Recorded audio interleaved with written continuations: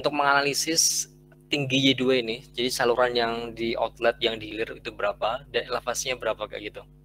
Jadi kita punya persamaan Bernoulli seperti ini, P1 per gamma plus V1 kuadrat per 2G plus D1 sama dengan P2 per gamma plus V2 kuadrat per 2G plus Z2 kayak gitu. Nah, untuk tekanannya di sini keadaannya adalah conditionnya adalah untuk P1 sama dengan P2 sama dengan 0. Gini kan? Kemudian Z1 sama dengan Y1 sama dengan 2 yang ini. Jadi kedalaman pada hulu Y1 adalah 2 feet. Jadi yang dimaksud dengan Z1 di sini adalah Y1 sama dengan 2. Karena tekanannya sama, berarti kita bisa coret ini. Kita bisa coret di 3 ini. Untuk Z2 adalah bagian sini, Y2 plus 0,2. Di sini ada beda selisih 0,2. Berarti Z2 sama dengan Y2 plus 0,2. Seperti ini.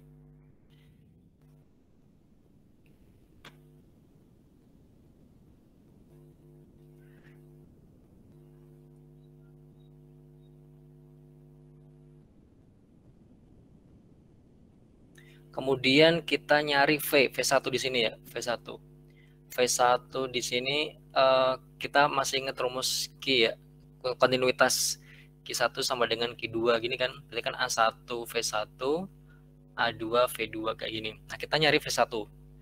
Ini kontinuitas. V1 kita punya debit per A1 di mana debitnya adalah debit 30 feet pangkat 3 per second. Luasnya di sini kan segi 4 ya, segi 4. Dia punya lebar 5, tinggi 2, berarti 5 dikali 2. Berarti hasilnya adalah 30 per 10, 3 feet per second. Kemudian kita nyari yang V2. V2 sama dengan Q per A2 kayak gini. Q-nya sama 30 karena inlet sama outlet. Luasnya adalah lebarnya kan sama. Lebarnya 5. Cuman kita belum tahu ketinggiannya berapa. Berarti 5 dikali Y2 seperti ini. Jadi hasilnya adalah 6 per Y2. Ini adalah V2, ini adalah V1.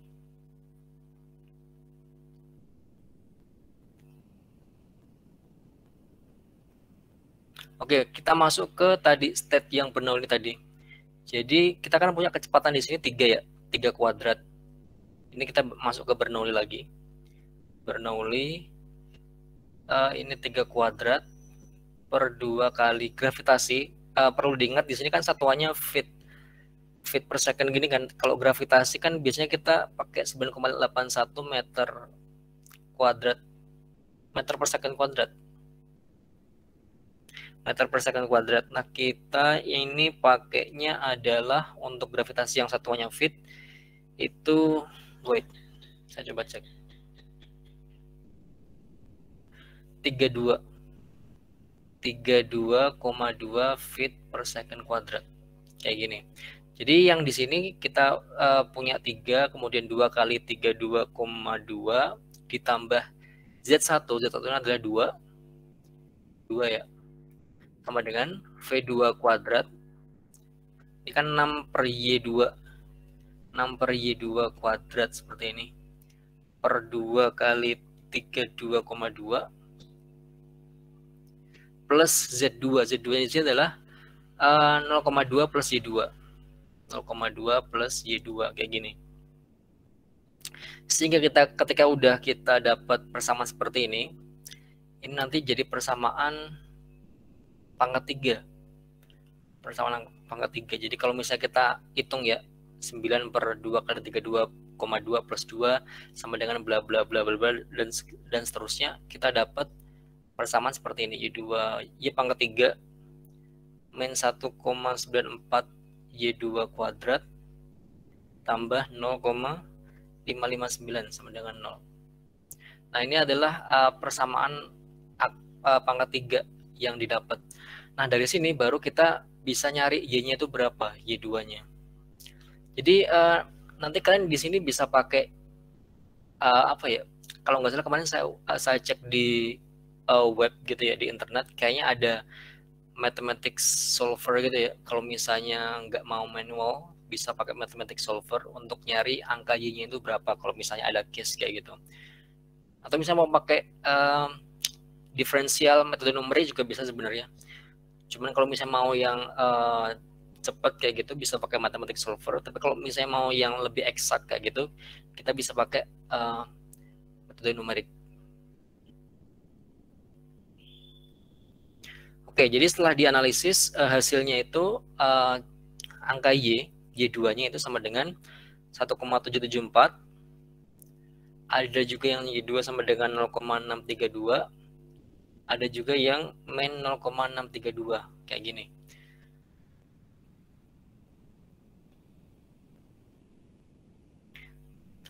Nah, kita baru udah dapat 3 ini kan, 3 kemungkinan angka nilai Y2 yang terjadi pada sistem ini kayak gitu. Nah, untuk menentukannya yang mana yang oke kayak gitu, kita cek menggunakan angka Freud. Angka Freud number. Angka Freud di mana angka Freud-nya adalah FR1 V1 per G kali Y1. Gini kan. V1-nya di sini adalah berapa tadi? 3. Gravitasinya adalah 32,2. Y1-nya adalah 2. Angka 2. Sehingga Freud-nya ada 0,374. Itu berarti dia kurang dari 1, berarti dia subkritis.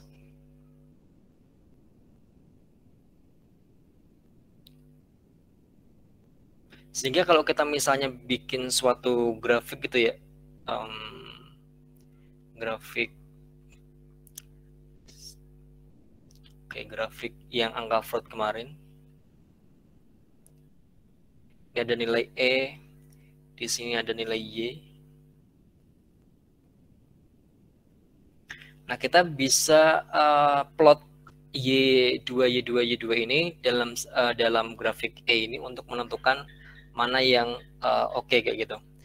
Jadi ini udah dianalisis, misalnya kita dapat seperti ini.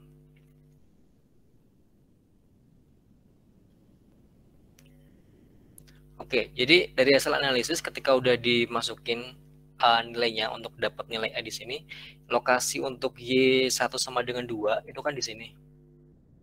Y1 sama dengan 2 itu di sini. Kemudian di sini adalah Y2 sama dengan 1,774. Dan ini Y kritisnya yang mau ke angka ini, balik lagi ya. Jadi ini Y2 di sebelah sini itu adalah 0,632 feet. Kayak gini. Jadi ketika dianalisis pakai nilai E untuk Y1 sama dengan 2 yang di awal tadi ini, nilainya adalah di sini. Y2 1,74 nilainya adalah di sini. Kemudian Y kritis, kemudian Y2 0,632 hasilnya seperti ini. Jadi untuk Y2 yang minus ini kan nggak mungkin. Ada kemungkinan antara 1,774 atau 0,632.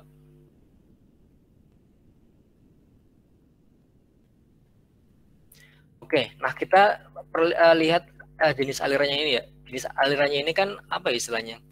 Dia kan nggak ada kayak loncatan air gitu kan, nggak ada loncatan air, nggak ada kayak bendung, nggak ada sesuatu yang bisa mengubah sifat alirannya kayak gitu kan. Jadi yang awalnya ini subkritis, ketika dia masuk ke sini, dia masih subkritis juga. Karena untuk mengubah dia dari subkritis menjadi kritis, itu kan dia perlu kayak lonjakan gitu kan. Maksudnya biar lebih cepat kayak gitu. Tapi kalau kita imajinasi di sini ya, kita bayangin di sini ketika dia di sini masih pelan gitu kan. Kan logisnya adalah di sini masih pelan. Dia nggak mungkin berubah cepat kayak gitu kan. Jadi kita nyari Y yang sama hasilnya, yaitu yang subkritis. Berarti hasilnya ini kan subkritis, ini super. Berarti nilai Y2-nya adalah dari antara ini atau ini, yang memungkinkan, yang logik terkait kasus tadi adalah yang ini. Sehingga Y2 yang kita cari adalah 1,774 seperti ini. Dan Z2 kan ini. Kita nyari Z2 tadi 1,774 plus 0,2 1,974 kayak gini. Sehingga Z2 yang bagian sini, sorry Y2 sini, ini adalah 1,774. Dan elevasinya adalah 1,774 tambah 0,2. Di sini elevasinya 1,974. Jadi jawabannya tadi adalah ketinggian di saluran hilir adalah 1,774 dan elevasinya adalah 1,974. Seperti itu. Oke, sampai sini ada pertanyaan terkait case yang ini?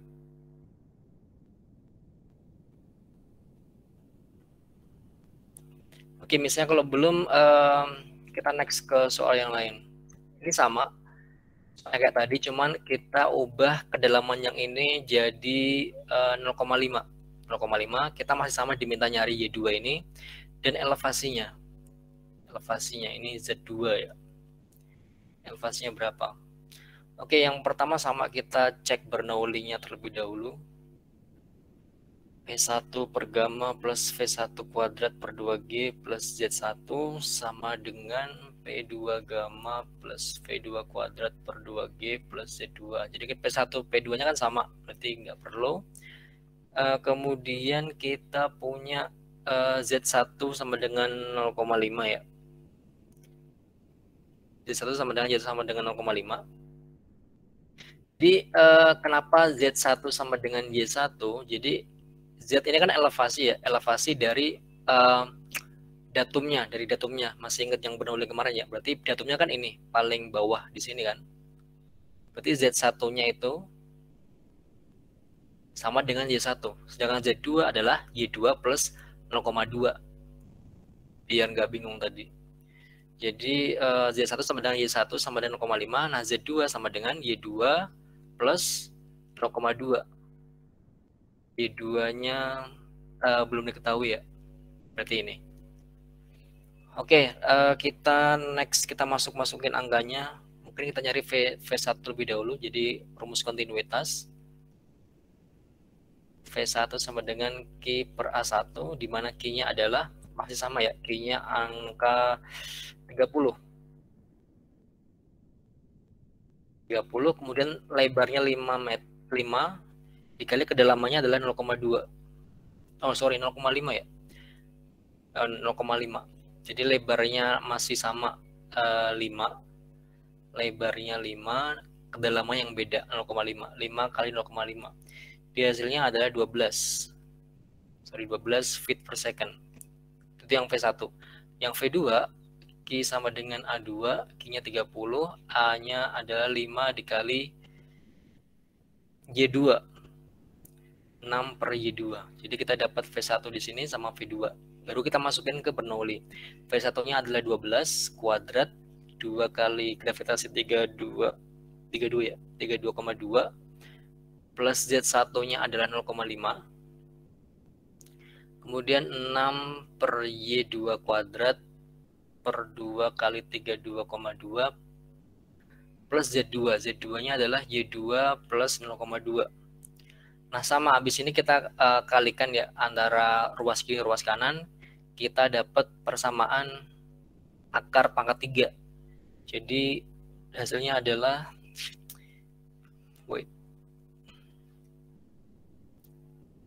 Y2 pangkat 3 min 2,53 Y2 pangkat 2 plus 0,559 sama dengan 0 kayak gini. Nah, baru kita dapatin Y-nya berapa aja di sini. Menggunakan metode numerik dan metode yang lain-lain kayak gitu. Y2 di sini adalah sama dengan 2,44, 0,528 sama minus 0,0434. Kayak gini. Berarti yang minus sebenarnya hampir nggak bisa digunain ya. Jadi kita antara Y2 ini 2,44 atau 0,528. Kita cek lagi angka fruitnya untuk menentukan jenis aliran. jenis alirannya apa, apakah dia subkritis atau kritis. Kita nyari jenis aliran itu dari yang diketahui ya. Ini kan yang diketahui semua kan yang ini, yang inlet 1 section 1, jadi FR1 sama dengan V1 per gravitasi kali Y1. V1-nya adalah 12, gravitasinya 32,2 dikali Y1 0,5, hasilnya adalah 2,99. Berarti dia superkritis. Gini kan, berarti kita nyari aliran yang di sini, karena dia di sini super, berarti dia di sini juga harus super kayak gitu. Kita nyari pakai grafik antara garis energi sama Y, angka Y. Jadi ketika kita analisis, ketika udah dibuat ya tabelnya kayak kemarin itu, ini pasti Y-nya di sini, di pertemuan antara atas sama bawah. Kemudian kita punya Y1-nya di sini. Ketika kita analisis ya, Y1 di sini. Ini yang diketahui, yang di inlet itu yang ini. Kemudian kita masukin yang angka Y2 0,528. Oh, ternyata hasilnya dia di sini. Y2 0,528. Kemudian ada Y2 2,44. Y2 2,44. Jadi setelah kita dapat nilai E-nya ini, jadi untuk gambar grafik ini kayak kemarin, dari hasil nilai Y ini kita cari energinya berapa, energi kritis, baru kita bisa plot seperti ini. Oke, kita cek seperti ini ya. Jadi ini kan subkritis, ini superkritis. Berarti yang akan menjadi kedalaman di sini adalah yang alirnya sama kayak yang di hulu tadi. Berarti adalah angka 0,528. 0,528. Jadi untuk Y2 sama dengan 0,528. Sedangkan Z2, ini Z2 sama dengan Y2 plus 0,2. Y2 plus 0,2. Hasilnya adalah 0,728. Ini hasil akhirnya, Z2 sama Y2. Jadi beda yang tadi ya. Jadi yang di sini tadi, dia di sini subkritis, berarti dia yang di hilir harus subkritis juga. Jadi dia pakai angka yang di atas ini, 2 sama 1,774. Kemudian di case ini, karena di sini superkritis hasilnya, dari hasil analisis angka Freud, berarti yang di hilirnya juga dia harusnya superkritis. Sehingga antara Y yang diketahui, 2,44 sama 0,528, yang memenuhi adalah yang 0,528. Yang sama-sama superkritis jenis alirannya, kayak gitu. Sehingga kita dapat Y2 sekian, Z2 sekian, kayak gitu. Oke, any questions sampai sini? Saya pikir enggak ya, karena kurang lebih hitungannya seperti itu. Maksudnya, I think you are still familiar with this. Cuma nanti alurnya perlu di rutin aja. Kayaknya masih ada satu lagi deh, benar. Satu lagi.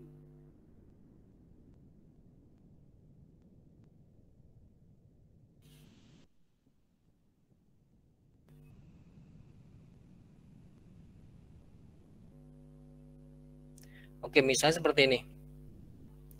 Air mengalir pada saluran persegi panjang dengan debit persatuan lebar adalah Q 2,5 meter kuadrat per second. Plot diagram energi spesifik aliran dan tentukan kedalaman yang mungkin terjadi bila E sama dengan 2,5 meter. Oke, jadi kita nanti outputnya adalah diagram energi spesifik aliran. Jadi kayak yang kemarin itu. Dan kita diminta untuk menentukan kedalaman yang terjadi. Jadi case-nya kayak gini ya. Case-nya kayak gini, cuman kita nggak tahu Y1, Y2-nya itu berapa.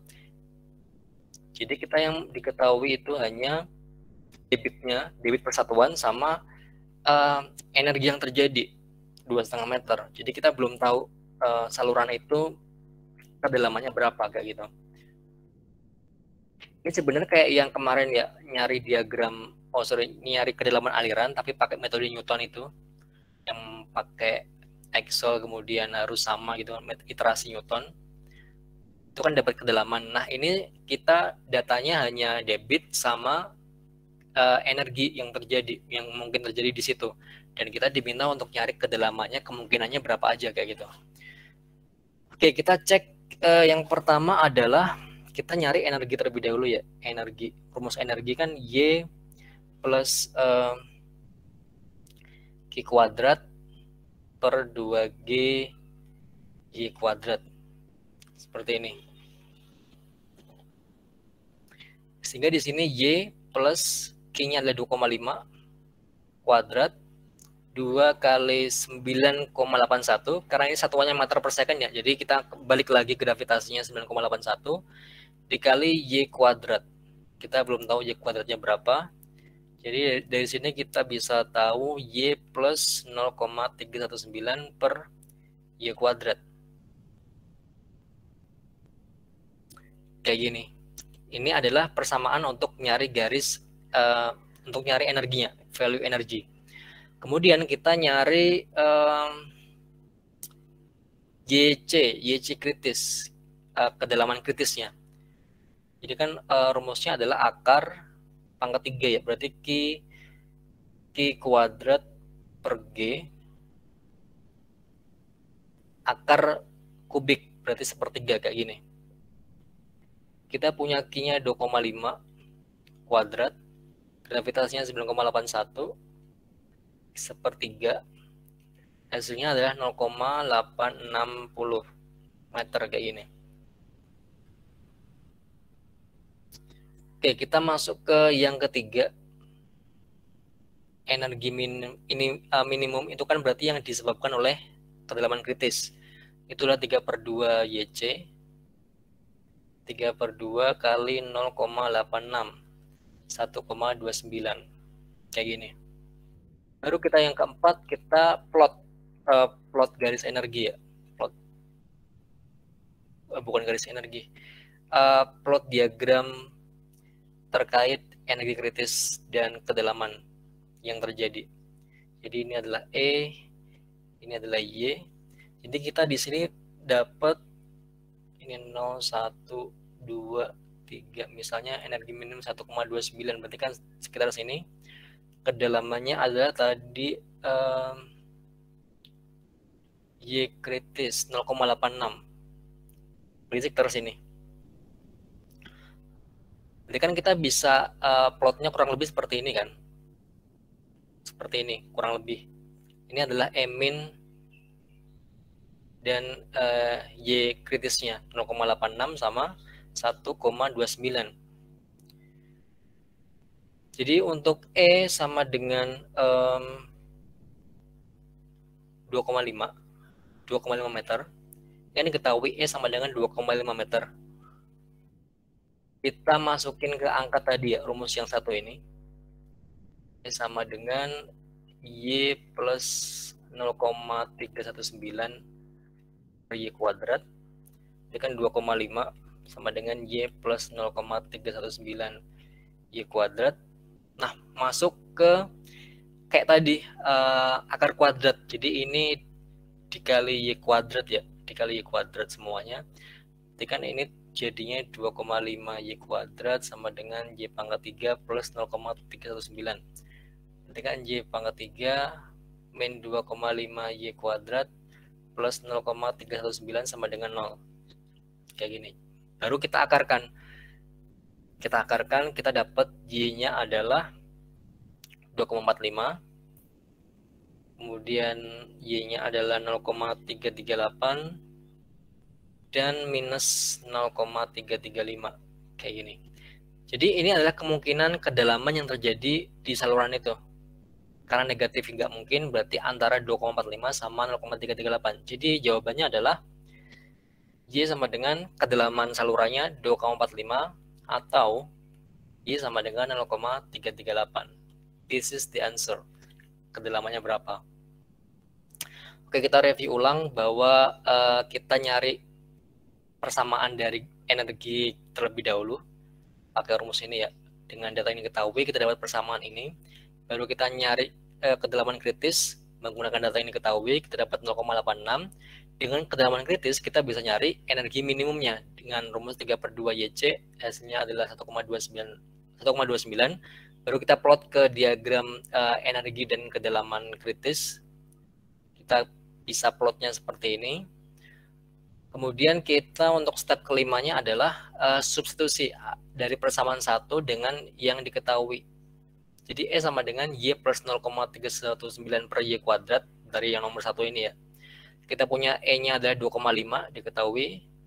Kita dapat, kita bikin persamaan dan seterusnya pangkat 3, kita dapat nilai Y. Y 2,45, 0,338 atau minus 0,335. Dengan nilai minusnya impossible kayak gitu, berarti kita ada kemungkinan kedalamannya adalah 2,5 atau 0,338. Jadi kedalamannya adalah 2,45 atau 0,338 seperti itu. Oke, any questions dari case ini?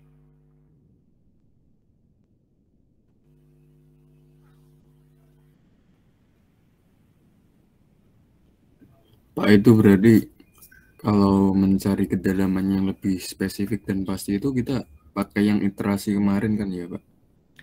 Iya, biasanya kita kalau misalnya desain, kita masih pakai yang metode Newton kemarin itu. Metode Newton. Jadi kan ini yang diketahui kan energinya ya. Maksudnya kita nggak tahu lebarnya itu berapa, kemudian kedalamannya kemungkinannya berapa, gitu kan kita belum tahu. Jadi kita cuma tahu debit yang terjadi sama energinya. Berarti salah satu metode yang digunain adalah untuk dapat kedalamannya, berarti kita pakai metode seperti ini. Tapi kalau kita misalnya dapat atau tahu lebarnya berapa, itu kan kita masih bisa pakai yang metode kemarin, pakai metode Newton itu.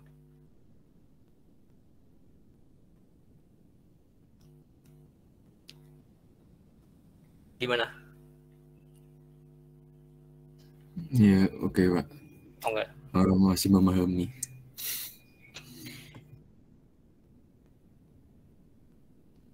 Mungkin kalau dibedain tuh kayak gini loh, yang kita lakuin kemarin ya, analisis mencari kedalaman saluran. Jadi kalau kemarin itu kita kan punya data debit, punya data apa istilahnya, kita punya bentuk penampangnya, entah dia segi trapesium, segi 4, atau setengah lingkaran seperti ini. Jadi kita punya tampang geometri. Jadi kita bisa iterasi dia pakai metode Newton kemarin. Cuman kalau yang di case ini kita hanya punya data debit, kemudian geometrinya berapa, sama energi. Jadi untuk geometri tadi kita biasanya ada yang spesifik kayak lebar gitu. Nah ini kita nggak tahu dia lebarnya berapa dan lain-lain kayak gitu. Kita cuma diminta kira-kira kedalamannya berapa dari case ini kayak gitu. Jadi kita cuma punya debitnya berapa, geometri cuma dimension, oh dia persegi atau setengah lingkaran atau apapun itu. Cuman kita nggak ngerti dia lebarnya berapa, kemudian ya terkait ini ya, terkait dimensi geometrinya. Kan dia cuma dimension bahwa dia persegi panjang, udah gitu doang. Tapi di analisisnya kita nggak sama sekali nggak menyentuh ini ya, nggak menyentuh analisis terkait geometrinya. Jadi kita nggak ada nyari luas gitu-gitu kan di sini. Yang membedakan dari yang mencari kedalaman saluran yang pakai metode Newton. Jadi kalau metode Newton kita masih bergantung pada geometri ini, tapi kalau yang untuk yang case tadi itu, kita meskipun nggak ngerti dia lebarnya berapa, kita masih bisa apa istilahnya, melakukan estimasi kedalamannya berapa di saluran itu. Itu doang sih sebenarnya untuk membedainya. Cuman untuk step-stepnya kurang lebih seperti ini.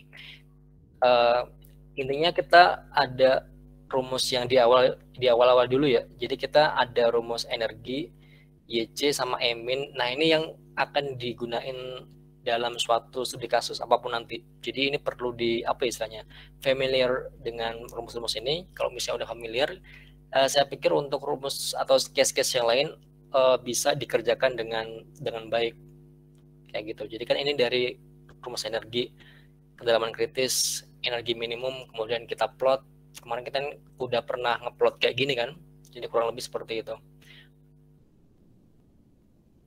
Oke, ada pertanyaan lain terkait studi kasus ini?